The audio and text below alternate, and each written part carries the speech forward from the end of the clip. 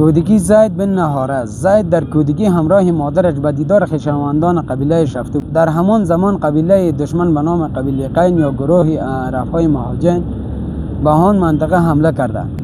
در این حمله کودکان و زنان را اسیر گرفتند. زید بن نهاره نیز در میان اسیران بود. سپس او را در بازار اوکاس فروختند. حکیم بن حزام او را خرید و به عمه‌اش هدیه داد.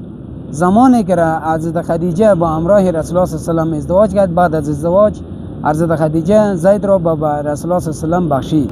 رسول الله صلی الله علیه و زید را آزاد کرد و خود زید با اختیار خود نزد رسول الله صلی الله علیه و ماند. حتی پدر و مادر زید نزد رسول الله صلی الله علیه و آمدند به خاطر بردن زید.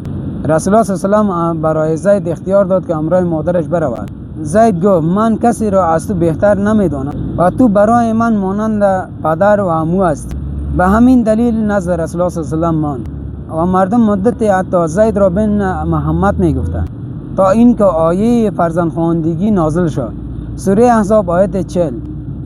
محمد پدر هیچ یکی از مردان شما نیست، اما رسول خدا خاتم النبیین پیغمبران است. از این قصه ما درس میگیریم برادر عزیز که رسول الله صلی الله علیه و قبل از نبوتش هم اخلاق اعلای و بالای قرار داشت که قرآن برای ما میگه انک علی خلق عظیم. یا الله جلاله در سوره توبه برای ما میگه لقد جاءکم رسول من انفسکم عزیز علیه ما عنتم حریص علیکم بالمؤمنین رؤوف الرحیم.